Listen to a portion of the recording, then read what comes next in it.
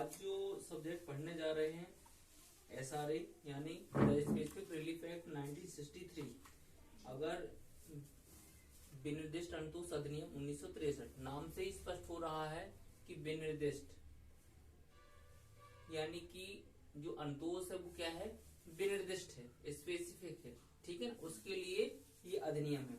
अगर इस अधिनियम के बारे में बात करें तो ये जो अधिनियम है ये 13 दिसंबर 1963 को बन करके तैयार बन गया था और 1 मार्च 1964 को ये अधिनियम लागू हो गया है। अगर बात करें इस अधिनियम में तो इस अधिनियम को टोटल 8 अध्याय में बांटा गया है, यानी कि 8 अध्याय है इस अधिनियम में।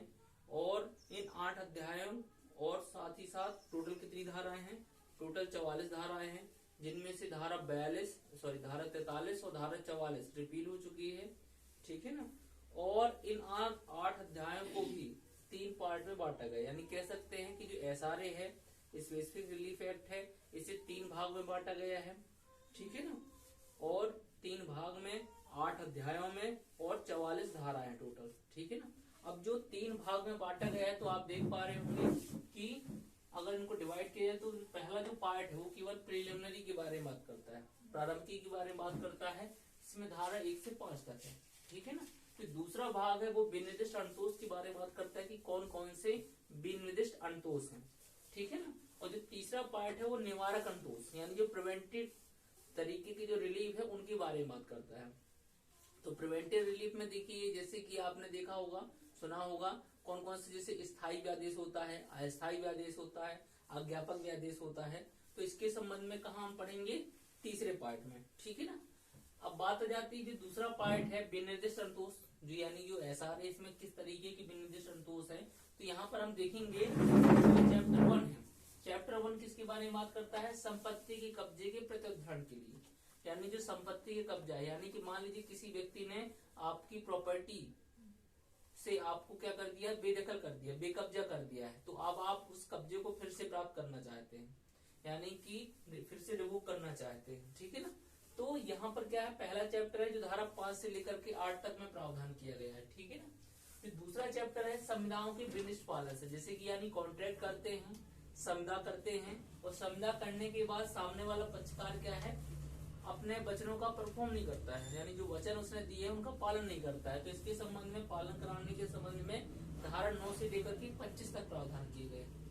तीसरा चैप्टर है लिखतों की प्रसिद्धि के संबंध में, यानी कि लिखतों की प्रसिद्धि, यानी कि जो एक प्रकार से पक्षकारों के बीच में जो भी लिखतें लिखी गई थी, यानी कि एक प्रकार से जो भी एग्रीमेंट किए गए थे और वो एग्रीमेंट सामने वालों ने कैसे करा लिए हैं, कपट के माध्यम से, या कोई भूल या त्रुटि हुई है। तो अब वो क्या है, उनका भूल और त्रुटि या कपट हुआ है तो आप उनको क्या कराएंगे, परिशुद्ध कराएंगे, शुद्धिकरण कराएंगे। तो ये भी एक रिलीफ है, ये धारा 26 में इसका प्रावधान किया गया है। चैप्टर 4 जो है वो संविदाओं के विखंडन, यानी कि मान लीजिए पक्षकारों ने संविदा की, अब उस संविदा को क्या है, अस्तित्व नहीं है, या सामने वाले ने क्या किया है, गलत किया है, कपट किया है, तो क्या करा सकते हैं, हम उसे समाप्त करा सकते हैं, ठीक है ना, विखंडित करा सकते हैं, जो धारा 27 से लेकर के 30 तक में प्रावधान है, ठीक है ना। चैप्टर 5 जो है वो लिखतों की रद्दकरण को लेकर के, यानी कि जो संविदा की गई थी पक्षकारों के बीच में, अब उसका कोई अस्तित्व नहीं रह गया तो उसको क्या कर देंगे, हम रद्द कर देंगे, ठीक है ना। जिसके संबंध में प्रावधान धारा 31 से लेकर के धारा 33 तक में है। इसके बाद जो चैप्टर 6 है वो घोषणात्मक डिक्रियों के बारे में है, ठीक है ना।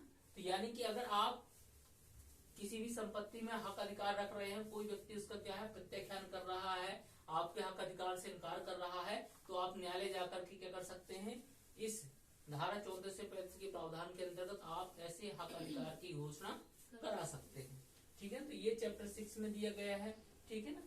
तो यहाँ पर हम देखेंगे जो पार्ट 2 है, तो पार्ट 2 में चैप्टर 1 से लेकर के चैप्टर 6 तक में क्या दिया गया है, ये एक प्रकार से विनिर्दिष्ट संतोष के संबंध में बताया गया है। अब जो पार्ट 3 है, पार्ट 3 में 2 अध्याय दिए गए हैं। चैप्टर 7 में बताया गया है व्यादेश जो है, साधारणतः व्यादेश के बारे में कि व्यादेश क्या होते हैं, कौन कौन से व्यादेश होते हैं। और चैप्टर 8 में शाश्वत व्यादेश के बारे में प्रावधान किया गया है। जो व्यादेश जो साधारणतः है उसके संबंध में प्रावधान धारा 36 और 37 में है। और जो चैप्टर 8 है शाश्वत व्यादेश के बारे में, इसके संबंध में प्रावधान धारा 38 से लेकर के धारा 44 तक है, जो कि 42 तक 43 44 तो रिपील हो चुका है। ठीक है ना, तो इस प्रकार से हमने ये देखा कि ये जो SRA है ये 13 दिसंबर 1963 को बन गया था और 1 मार्च 1964 को लागू हुआ है। इसे 3 भागों में बांटा गया है। टोटल जो अध्याय हैं 8 अध्याय हैं और कुल सेक्शन जो कुल धाराएं हैं 44 धाराएं हैं। ठीक है ना, अब हम बात करेंगे सेक्शन 1 की। तो सेक्शन 1 में यही रहता है कि इस अधिनियम का नाम क्या है। तो इस अधिनियम का नाम है विनिर्दिष्ट संतोष अधिनियम 1963 और ये संपूर्ण भारत पर लागू है और 1 मार्च 1964 को ये लागू हुआ है। जो सेक्शन 2 है इसमें डेफिनेशन क्लॉज बताया गया है, परिभाषा खंड बताया गया है। तो पहली जो डेफिनेशन है बाध्यता ऑब्लिगेशन, तो बाध्यता को डिफाइन करती है कि बाध्यता क्या है, ऑब्लिगेशन क्या है। तो बाध्यता के अंतर्गत विधि द्वारा प्रवर्तनीय हर एक कर्तव्य आता है। तो बाध्यता क्या माना जाएगा, विधि द्वारा प्रवर्तनीय हर एक कर्तव्य। कर्तव्य क्या है, ड्यूटी क्या है, जो कर्तव्य है। तो ऐसा कर्तव्य जो क्या है इन्फोर्सेबल बाय लॉ हो, या आप इसका क्या करा सकते हैं, इन्फोर्स करा सकते हैं। जैसे कि आपने सुना होगा कि माता पिता की सेवा करना क्या है, एक कर्तव्य है। ठीक है ना, अब कर्तव्य है तो अगर बच्चे अगर माता पिता की सेवा नहीं कर रहे हैं तो क्या आप इन्फोर्स करा सकते हैं, क्या नहीं करा सकते। यानी कि कह सकते हैं कि वो बच्चों का माता पिता की सेवा करना बाध्यता नहीं है, सिर्फ एक क्या है कर्तव्य, यानी कह सकते हैं नैतिक कर्तव्य है। ठीक है ना, उसको बाध्यता नहीं बोल सकते। लेकिन हम यहाँ पर अगर बोला जाए कि जो माता पिता हैं, जो छोटे बच्चे हैं 6 से 14 वर्ष तक के बच्चे हैं, उनको शिक्षा दीक्षा दिलाना, स्कूल भेजना उनका कर्तव्य है। तो अब ये कर्तव्य है तो क्या ये कर्तव्य उनकी बाध्यता के अंतर्गत आएगा क्या, एक बाध्यता के अंतर्गत। क्यों, क्योंकि यहाँ पर क्या है, अगर नहीं कर रहे तो एक प्रकार से जो आपका दायित्व है वो आप सही तरीके से नहीं कर रहे हैं। ये भी एक प्रकार से कोई, अब यहाँ पे छोटे बच्चे क्या है कोई केस नहीं कर सकते उनके खिलाफ। ठीक है ना, ये भी एक प्रकार से नैतिक कर्तव्य है। ठीक है ना, लेकिन वहीं पर क्या है, अगर क्या है भाई भाई के बीच में क्या है कोई ऐसा कॉन्ट्रैक्ट हुआ, ठीक है ना, तो एक भाई दूसरे भाई की क्या कर रहा है, मदद कर रहा है। ठीक है ना, संविदा हुई, व्यापार कर रहे हैं। तो अब यहाँ पर अगर कोई पैसे के लेन देन के बारे में बात हुई, ठीक है, तो अगर उसने उसके लिए काम किया तो उसके लिए प्रतिफल उसे देना होगा। ठीक है ना, तो कर्तव्य क्या है, अगर भाई ने नहीं भी बोला है काम करने के लिए, फिर भी उसका कर्तव्य क्या है कि भाई ने ऐसा काम करने के लिए नहीं बोला है तो दूसरे भाई को क्या करना होगा, बगैर बोले ही काम करना होगा, ये कर्तव्य। लेकिन अगर संविदा है, पार्टनरशिप फर्म है, ठीक है ना, तो यहाँ पर वो क्या है, ड्यूटी है, एक प्रकार से बाध्यता है, उसे वो काम करना ही पड़ेगा। या कॉन्ट्रैक्ट हुआ, समझा हुई है, तो एक व्यक्ति को दूसरे व्यक्ति के अकॉर्डिंग वो क्या है काम करना पड़ेगा। नहीं करेगा तो उसकी क्या है, बाउंडेशन है, बाध्यता है, उसकी फिर क्या मानी जाएगी, फॉल्ट मानी जाएगी, जिसने डिफॉल्ट किया है अपनी ड्यूटीज में। ठीक है ना, तो समझ में आया, ऑब्लिगेशन क्या है, बाध्यता, यानी कि ऐसा कर्तव्य जिसको आप क्या कर सकते हैं, प्रवर्तित लागू करा सकते हैं। ठीक है ना, दूसरा वर्ड है सेटलमेंट, व्यवस्थापन। तो व्यवस्थापन सेटलमेंट आप समझते ही हैं। ठीक है ना, सेटलमेंट में सेटल करना चीजों को। ठीक है ना, तो यहाँ पर व्यवस्थापन से भारतीय उत्तराधिकार अधिनियम 1925 द्वारा यथा परिभाषित बिल अथवा क्रोडपत्र से भिन्न ऐसी लिखत अभिप्रेत है। तो अंडरलाइन कर लीजिएगा, यानी सेटलमेंट के अंतर्गत भारतीय उत्तराधिकार अधिनियम के अंतर्गत जो बिल अथवा क्रोडपत्र है वो नहीं आता सेटलमेंट के अंतर्गत, जिसके द्वारा जंगल में स्थावर संपत्ति में के क्रमवर्ती हितों के गंतव्य अथवा न्यागमन को बैनित किया जाता है, तो उसका बैन किए जाना करारे थे।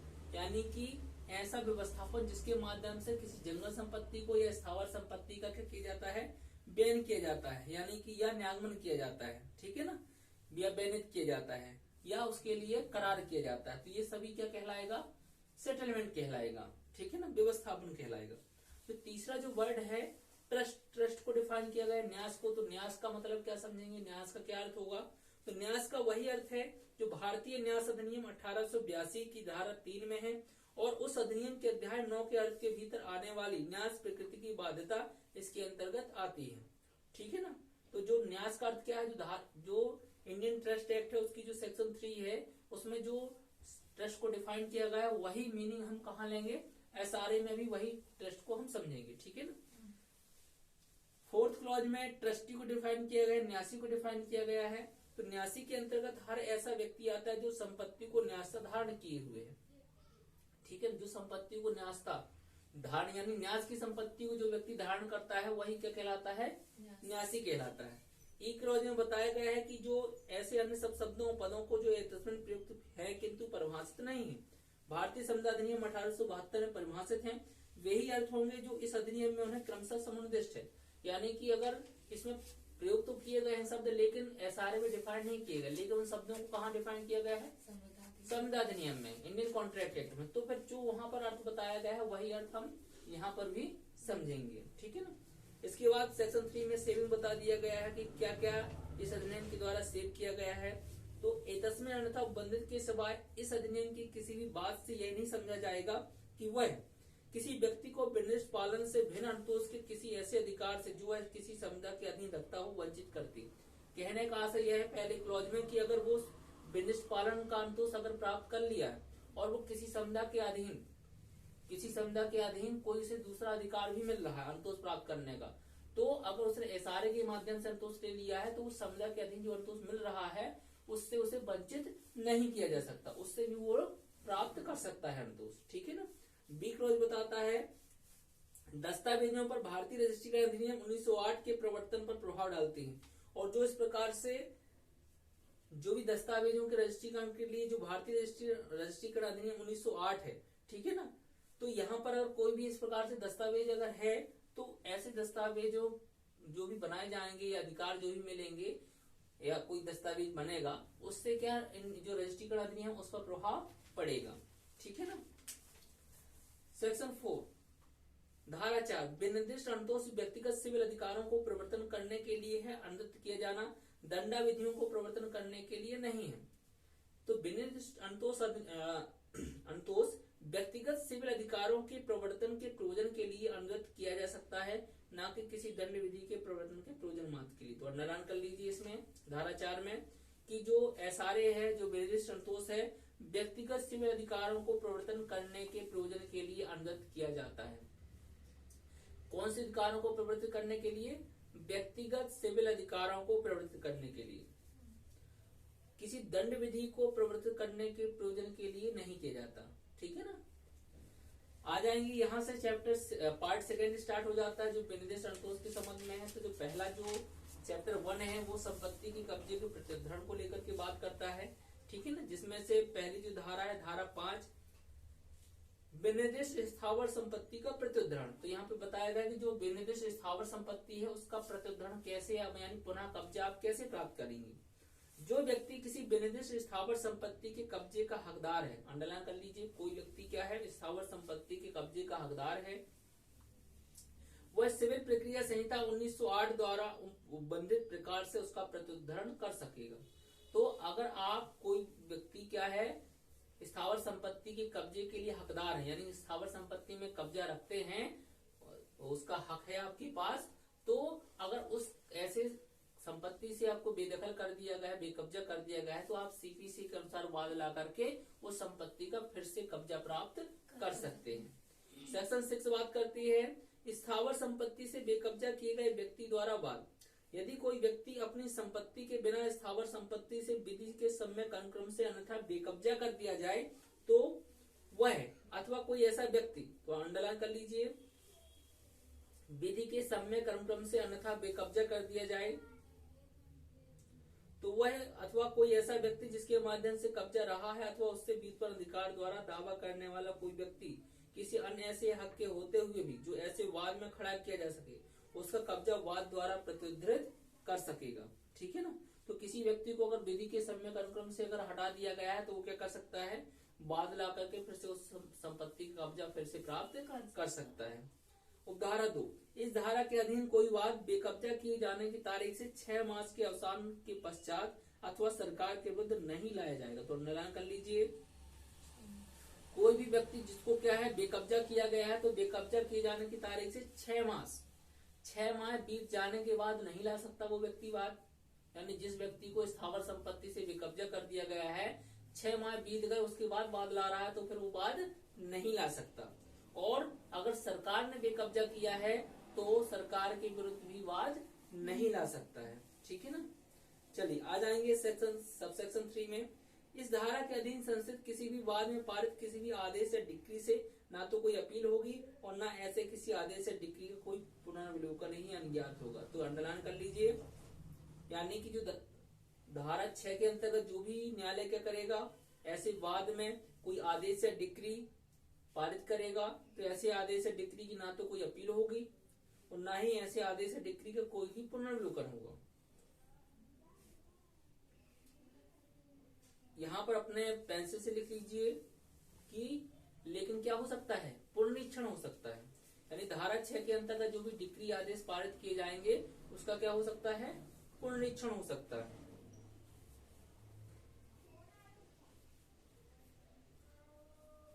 धारा 6 के अंतर्गत पारित आदेश या डिक्री का पुनरीक्षण हो सकता है। धारा 4 इस धारा की कोई बात किसी व्यक्ति को ऐसी संपत्ति पर अपना हक स्थापित करने के लिए वाद लाने से और उसके कब्जे का प्रतिधरण करने से वर्जित नहीं करेगी। यानी कि यहाँ पर ये इसका मतलब ये कि कोई व्यक्ति क्या है, किसी को अगर विधि के सम्यक अनुक्रम से अन्यथा अगर बेकब्जा कर दिया गया है तो फिर से वो कब्जा प्राप्त कर लेगा।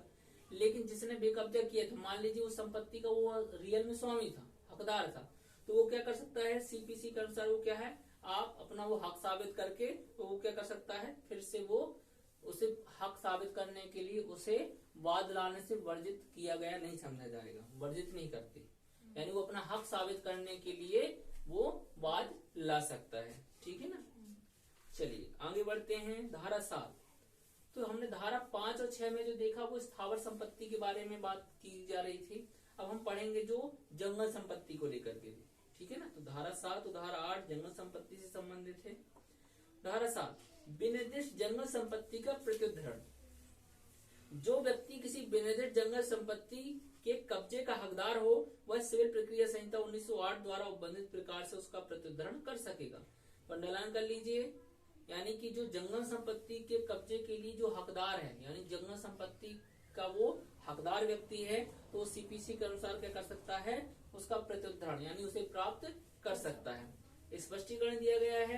पहला स्पष्टीकरण है, न्यासी ऐसे जंगल संपत्ति के कब्जे के लिए इस धारा के अधीन वाद ला सकेगा जिसमें कि फायदे प्रतिहित का वह व्यक्ति हकदार हो, जिसके लिए वह न्यासी, यानी न्यासी अगर कोई जंगल संपत्ति का हकदार है और ऐसे न्यासी व्यक्ति की संपत्ति को कोई व्यक्ति जंगल संपत्ति से किसी व्यक्ति ने बेदखल कर दिया है, बेकब्जा कर दिया, तो न्यासी भी क्या कर सकता है, ऐसी जंगल संपत्ति को प्राप्त करने के लिए वो वाद ला सकता है। ठीक है, और प्राप्त कर सकता है। स्पष्टीकरण दूसरा कहता है, जंगल संपत्ति पर वर्तमान कब्जे का कोई विशेष या अस्थायी अधिकार इस धारा के अधीन वाद के समर्थन के लिए पर्याप्त है। ठीक है ना।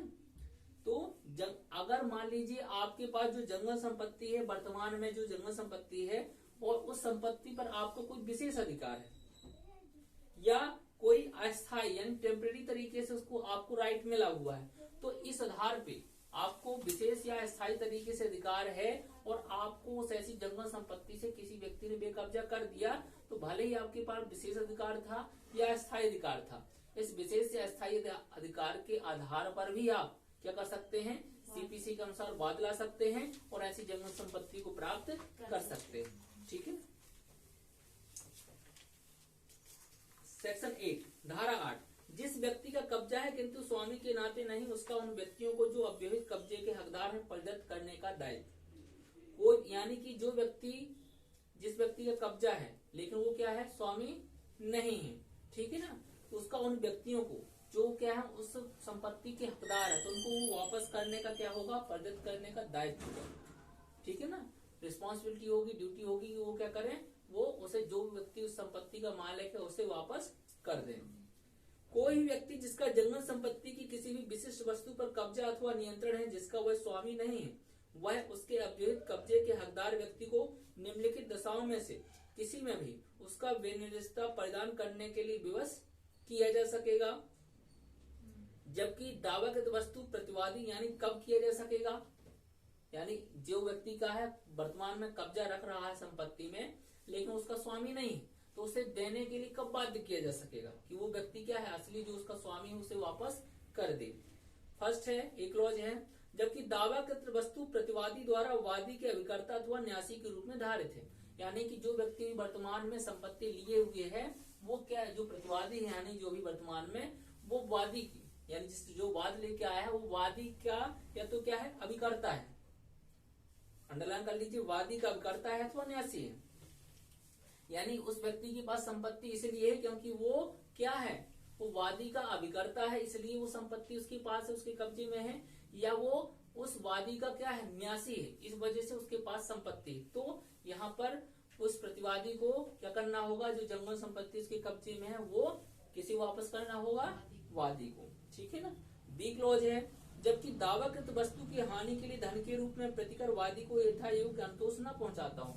यानी कि जो वादी दावा कर रहा है जिस वस्तु का, वो वस्तु के लिए वस्तु के बदले में धन के तौर पर वस्तु ना दे करके वो क्या कर रहा है, प्रतिवादी धन दे रहा है। तो उस वादी को वस्तु ज्यादा कीमती लग रही है और धन कम कीमती लग रहा है, तो यहाँ पर क्या करना होगा, फिर न्यायालय क्या करेगा, वही वस्तु उपलब्ध कराएगा, वही वस्तु प्रदत्त करेगा। ठीक है ना।